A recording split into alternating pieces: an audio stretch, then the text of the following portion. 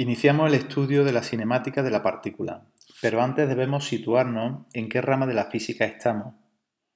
No hay una única mecánica, y cada una es adecuada al sistema que estemos estudiando.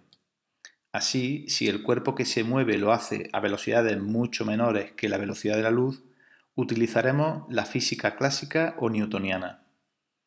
Para velocidades próximas a la velocidad de la luz, necesitaremos la mecánica relativista, desarrollada entre otros por Einstein. Y por último, para sistemas microscópicos, a nivel atómico, necesitamos una nueva mecánica que surge ya entrado el siglo XX y que se llama mecánica cuántica. En estos vídeos que siguen estudiaremos el movimiento de la partícula desde el punto de vista clásico. En la mecánica hay tres grandes áreas. La estática, que estudia el equilibrio de los cuerpos bajo la acción de las fuerzas. La cinemática, que estudiará el movimiento de los cuerpos sin atender a las causas que lo producen. Y por último, la dinámica, donde se estudia el movimiento centrando la atención en las leyes de Newton.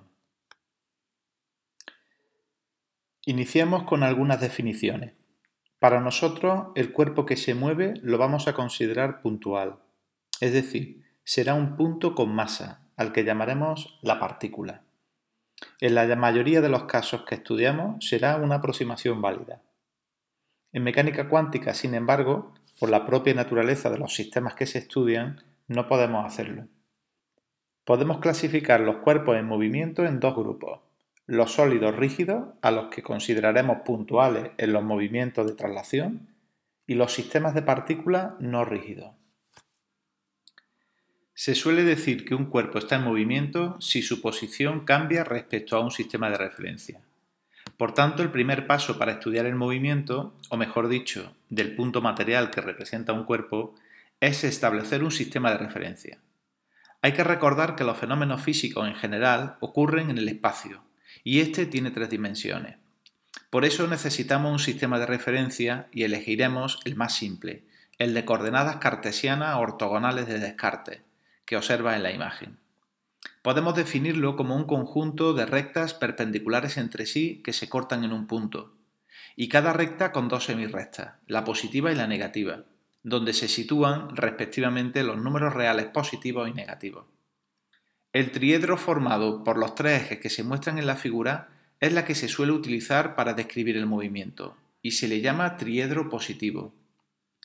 El otro que ves en la imagen es el triedro negativo, que modifica respecto al anterior la orientación de los ejes. Un punto P en el espacio queda definido por la terna ordenada de números x y z, que son las coordenadas de P en el espacio. Seguro que estudiarás movimientos donde la partícula se moverá en un plano, y para tales casos solo será necesario un par de ejes cartesianos ortogonales, como los que ves en la imagen. En ellos, cada punto P del plano se define por una pareja de números reales, x y. Trabajaremos en estos casos con un sistema coordenado ortogonal del espacio bidimensional. Por último, los movimientos que ocurren en una sola dimensión del espacio requerirán un sistema coordenado del espacio unidimensional, quedando un punto P determinado por un solo número real, y decimos que x es la coordenada del punto P, tal y como se muestra en esta imagen. Muy bien, ya sabemos cómo expresar la posición de una partícula en el espacio, pero vamos a dar un paso más. En física podemos hacer uso de los vectores, pues el espacio euclídeo tridimensional por el que se moverá nuestra partícula es un espacio vectorial. Y eso haremos. A partir de ahora, la posición de nuestra partícula estará definida por un vector de posición, que llamaremos r-vector, y que, como ves en la imagen, tiene su origen en el origen del sistema de coordenadas y el otro extremo en el punto donde se halla la partícula. Observa que ese vector tiene tres componentes en el espacio y que llamaremos componentes coordenadas del vector de posición, y que son a su vez vectores. Lo vemos con un ejemplo. Observa que estamos en el plano. Vamos a tratar de obtener la expresión matemática del vector de posición. Para ello, solo tenemos que restar la coordenada final menos la coordenada del punto inicial, que en este caso es el punto 0, 0.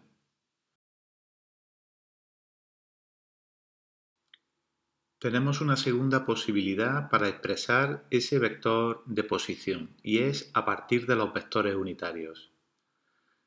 I y J son vectores de módulo 1 y perpendiculares entre sí, y podemos expresar cualquier vector en el plano a partir de ellos.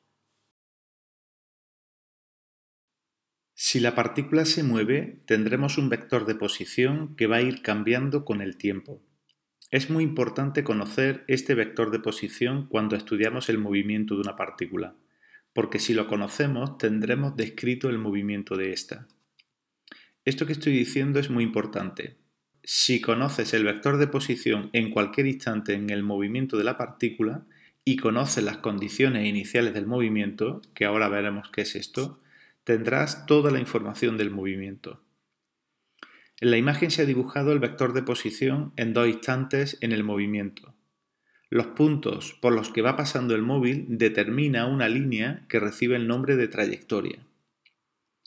Otro concepto interesante en el estudio del movimiento es el espacio que recorre el móvil, representado en la figura por la letra S, y que evidentemente se medirá siempre sobre la trayectoria, y cuyo valor dependerá del tiempo. Por tanto, como las coordenadas x, y, z por donde va pasando nuestra partícula van cambiando con el tiempo, tendremos una ecuación como esta, donde cada una de las componentes del vector r será una función dependiente del tiempo. A estas ecuaciones se las llama ecuaciones paramétricas de la trayectoria. Veamos un ejemplo concreto. Imagina el movimiento de un proyectil lanzado con cierta inclinación respecto a la horizontal. Decimos de este movimiento que se trata de un tiro parabólico, pues el proyectil, nuestra partícula, describe una trayectoria parabólica. No debes de preocuparte ahora mismo de dónde se obtienen esas ecuaciones. Simplemente observa que el vector de posición varía en función del tiempo y que las coordenadas x e y son función del tiempo. Otro ejemplo interesante es el movimiento de caída libre de los cuerpos en la Tierra. En este caso se trata de un movimiento en una sola dimensión. Observa cómo el valor de la coordenada y también cambia en el tiempo. Supongamos el movimiento que se observa en la figura. Vemos un movimiento con trayectoria curvilínea, donde se han representado los vectores de posición en tres instantes. Un primer punto, el P0, desde donde empezamos a estudiar el movimiento. No nos interesa lo que haya ocurrido antes de ese punto. Nosotros empezamos a estudiar el movimiento a partir de ahí. Y en ese punto ponemos en marcha el cronómetro. Observa que se indica como t igual a 0. A medida que el tiempo pasa, el móvil se desplaza hacia la derecha y va pasando por los puntos P y posteriormente por P'. Entre estos dos puntos puedo definir el vector desplazamiento, que será un vector de origen en el punto P y extremo en el punto P'. El módulo de este vector desplazamiento coincide con la distancia entre los puntos P y P'. El álgebra vectorial nos dice que R y R', vectores de posición, están relacionados precisamente por ese vector delta R. No debes confundir este desplazamiento con otra cantidad que figura en la imagen y que se representa por delta S. Son dos magnitudes diferentes, aunque en algún caso particular podrían coincidir. Delta S es la distancia entre los puntos P y P', pero medida sobre la trayectoria. El módulo de delta R es la distancia en línea recta entre esos dos puntos. Solo en el caso en el que el movimiento sea rectilíneo, ambas cantidades coincidirán. Pero en la imagen se puede ver que al ser un movimiento curvilíneo, delta S será algo mayor que el desplazamiento en línea recta. Podemos dividir delta S entre delta t, es decir, dividimos la distancia recorrida sobre la trayectoria entre el tiempo que transcurre en recorrerla. Ambas cantidades son magnitudes escalares, por tanto lo que resulta será una magnitud escalar, es decir, un número. Este número representa la velocidad media del móvil en ese intervalo. Esta cantidad, no lo olvides, es una magnitud escalar. También podríamos dividir delta R entre el tiempo invertido en realizar ese desplazamiento. Sin embargo, ahora obtendríamos una magnitud vectorial. Recuerda que al dividir un vector entre un escalar se obtiene un vector.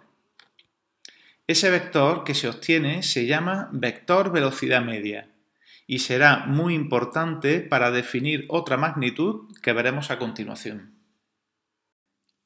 Observa la imagen, donde se muestran tres desplazamientos de la partícula que tienen en común el mismo punto de origen, señalado como P.